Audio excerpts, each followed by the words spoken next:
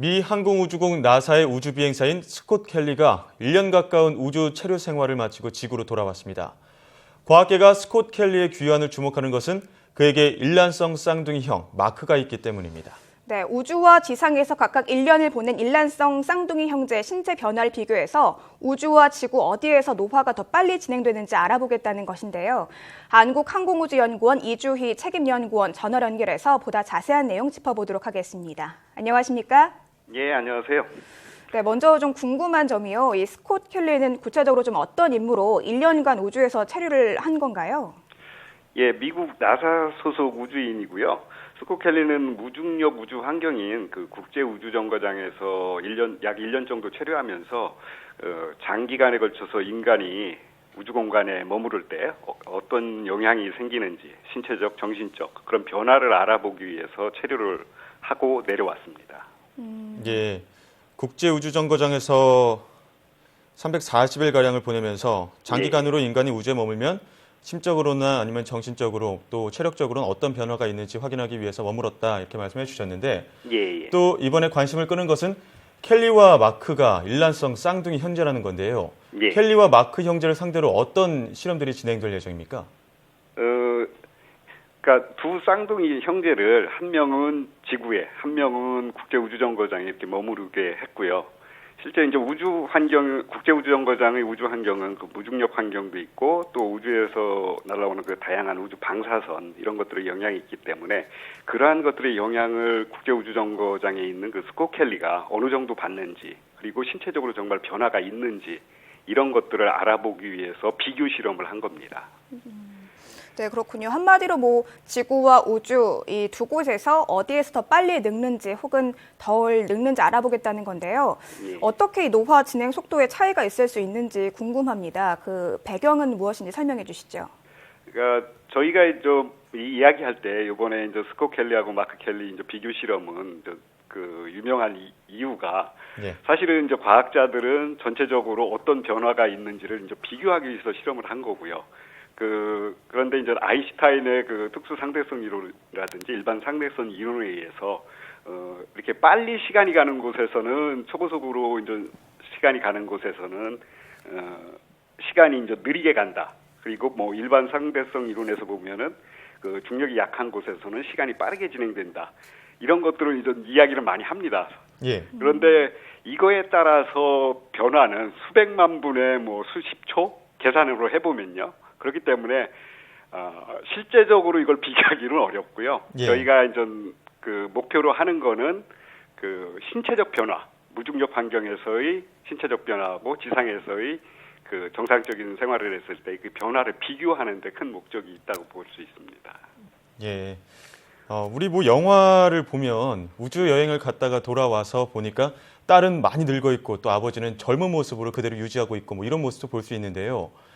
우주 공간에서 지구보다 더 시간이 느리게 가는 이유가 어떻게 뭐 자세하게 아니면은 뭐 좀 시청자 여러분들 이해하기 쉽게 설명해 주실 수 있을까요? 쉽게 해서 뭐 아인슈타인의 특수 상대성 이론으로 설명을 하는데요. 예.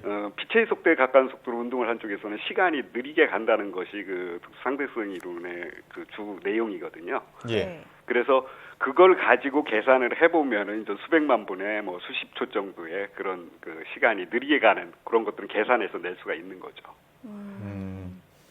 그렇다면 이런 현상이 얼마 전에 과학계를 흥분시켰던 그 중력파하고도 관련이 있는 겁니까? 그래서 많은 분들은 그렇게 연관이 되는가 보다라고 생각을 하는데 사실은 크게 관련은 없고요. 그러니까 아까 제가 앞서 말씀드린 바와 같이 이 실험의 목적이 그 우주 환경과 지구 환경 이런 것들을 비교하는 데 목적이 있기 때문에 크게 연관을 되기 어렵다고 이제 생각을 합니다. 예. 어떻게 보면 나사에서 이제 이 주 실험을 하는 이유가 그 2030년대에 그 유인 화성 탐사를 계획을 하고 있습니다. 그래서 정말 장기간에 걸쳐서 우주인들이 이 우주 여행을 떠났을 때 신체적으로 아무런 문제가 없어야 되지 않겠습니까? 그래서 그런 것들을 알아보기 위한 그런 사전 실험이라고 보시면 되겠습니다. 네. 알겠습니다. 참 환경 차이를 어쨌든 제일 많이 주목하고 있는 것 같은데요. 아까도 뭐 영화 얘기 말씀을 드렸지만 영화 인터스텔라 방금 전에 말씀드렸습니다. 우주인이 우주에 머무는 동안 뭐 딸의 할머니가 됐다 뭐 이런 얘기가 나오는데요. 이론적으로 가능한 얘기인지 좀 자세하게 설명 부탁드립니다. 예. 그러니까 특수 상대성 이론, 일반 상대성 이론, 그 아인슈타인의 그 두 가지 이론을 가지고 설명을 하는 거고요. 아까 말씀드렸듯이 빛의 속도로 가까운 곳으로 여행을 하게 되면은 그 시간이 느리게 가고, 또 일반 상대성 이론에서는 중력이 약한 곳에서는 시간이 빠르게 진행한다. 이 두 가지가 주 핵심이고요. 이것을 이제 수식적으로 계산을 해보면은 그 국제 우주 정거장에서의 그 시간과 그 지상에서의 시간 흐름을 이렇게 비교할 수가 있는 거죠. 네. 근데 이번 이 실험과 관련해서 뭐 쌍둥이 패러독스 이런 용어도 나오던데요. 이 쌍둥이 패러독스라는 말이 어떤 건지 좀 간략하게 설명해 주신다면 어떻게 설명이 가능할까요? 지금 계속 지금 뭐 반복되는 것 같은데요.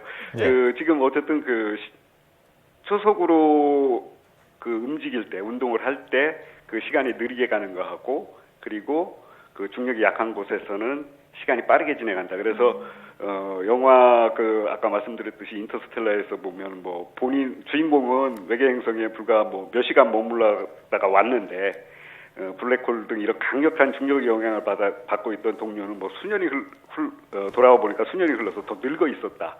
이런 이론이 가능한 거죠. 네, 그렇군요.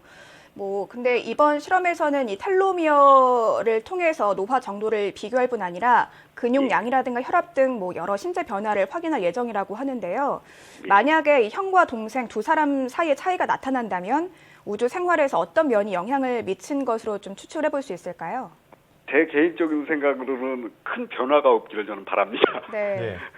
왜냐하면은 그 국제우주정거장에 처리한 스콧 켈리의 만약 신체에 큰 변화가 있다면 앞으로 이제 우주 탐사에 나서는 우주인들의 그 건강은 상당히 문제가 될 수가 있거든요. 네. 그래서 뭐 현재 봐서는 국제우주정거장에서 스콧 켈리가 무사히 귀환을 했고요. 앞으로 뭐 정밀한 검사가 진행되면 변화를 알 수 있겠습니다만 저는 큰 변화가 없기를 좀 먼저 기원을 하고요. 네. 어쨌든 이 텔로미어 상태를 이제 분석을 한다는 이야기는 저희가 이제 상식적으로 이야기할 때 그 텔로미어가 이제 신체에 존재하는 모든 세포의 그 염색체 끝부분에 존재하는 것으로 이게 세포 분열을 진행하면서 짧아진다고 이렇게 이야기를 하지 않습니까? 네. 그래서 이것이 짧아지면은 뭐 노화나 암 발생과 뭐 연관성이 있다, 뭐 이런 연구가 진행이 되고 있고요.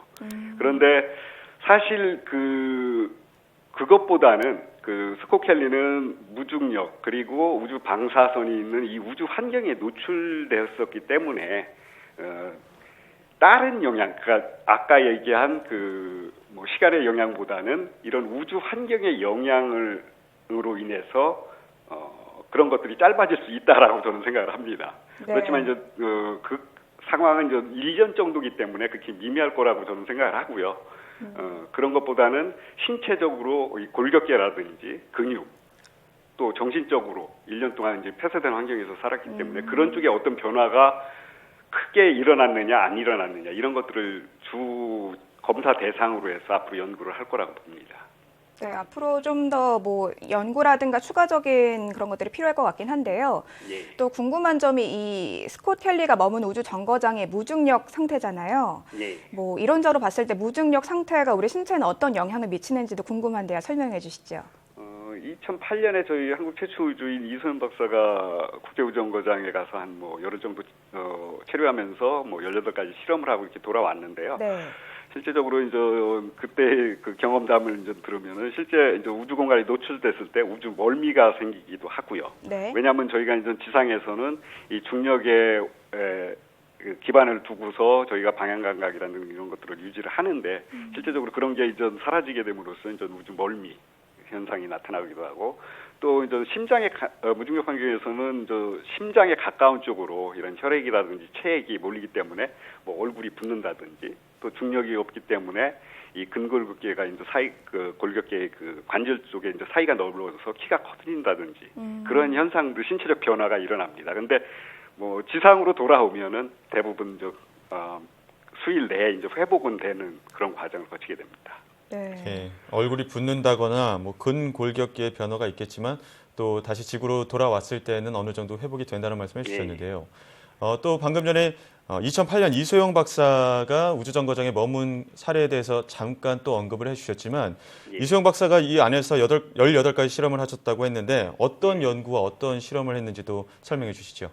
주로 저희가 그 당시에 했던 실험은 주로 기초과학 실험이 되겠고요. 그래서 초파리를 이용해서 실제 우주 환경에서 받는 영향도 연구하고요. 또 세포를 가지고서 그 무중력 환경에서 어떤 영향을 받는지, 그리고 그 각종 재료, 금속 재료라든지 유기 재료를 이용해서 이런 것들이 무중력 환경에서 어떻게 이렇게 결합이 되는지 그런 것도 시험을 했고요. 또 우주 음식도 뭐 10여 종을 개발해서 가져가서 이선 박사가 직접 먹기도 했고요. 그리고 이제 학생들을 위해서 교육 실험 이런 것들도 진행을 했습니다. 네, 그렇군요. 뭐 어제도 저희 뉴스에서 이 소식을 전해드리긴 했었는데 좀 전 세계적으로 이 실험에 대해서 좀 관심이 높은 것 같아요. 많은 분들이 좀 흥미를 갖고 이렇게 지켜보고 있는 상황인데 이 실험이 앞으로 결과에 따라서 어떤 영향을 미칠 것으로 보시는지, 어떻게 활용될 것으로 기대하시는지도 짚어주시죠. 현재 이제 국제 우주 정거장에서 이제 다양한 실험들이 진행이 되고 있고요. 분야는 뭐 생명, 물리, 뭐 연소 화학, 뭐 우주 관측, 신기술 실험 이런 다양한 분야의 실험이 지금 진행되고 있습니다. 네. 그와 더불어서 이제 이런 것들을 산업적으로 어떻게 활용할까 하는 연구도 같이 진행을 하고 있고요. 근데 아까 제가 앞에서 말씀드렸듯이 미국 나사에서는 2030년대에 화성에 사람을 보내겠다는 그런 계획을 가지고 있습니다. 네. 그래서 이번 연구를 통해서 화성에 가려면 최소 뭐 6개월에서 8개월 정도의 시간이 소요되거든요. 그리고 이제 갔다 오는 것까지 생각을 하고 거기에 머무르는 것까지 생각을 한다면 최소 2년에서 3년 정도의 시간이 소요됩니다. 이제 그런 쪽에서 볼 때 1년 동안 체류하면서 연구한 결과가 인간이 우주 환경에 적응하는데 이제 필요한 거라든지 이런 것들을 알아낼 수가 있겠죠. 그래서 그런 쪽으로 유용하게 쓰일 거라고 저는 생각을 하고 있습니다. 네, 뭐 제2의 지구라든가 우주에 대한 관심이 점점 날에 갈수록 높아지고 있는데요. 이번 연구 결과가 앞으로의 연구에도 좀 이렇게 도움이 되기를 기대해 보겠습니다. 네, 지금까지 한국항공우주연구원 이주희 책임연구원이었습니다. 오늘 말씀 잘 들었습니다. 예, 감사합니다. 네, 뭐 말씀해 주셨지만 환경적 차이를 더 심도 있게 알아보기 위한 그런 계기라고 하셨는데요. 연구를 통해서 우주 환경의 어떤 실질적인 연구에 또 도움이 되는 그런 계기가 되길 바라겠습니다. 네, 얼마 전에 이 중력파가 검출되면서 뭐 아인슈타인의 100년의 비밀이 풀렸다 이런 얘기가 많이 나왔는데요. 네. 이번 연구 결과를 통해서 우리가 좀 우주의 비밀에 한 발짝 더 가깝게 다가가는 계기가 되길 기대해 보겠습니다.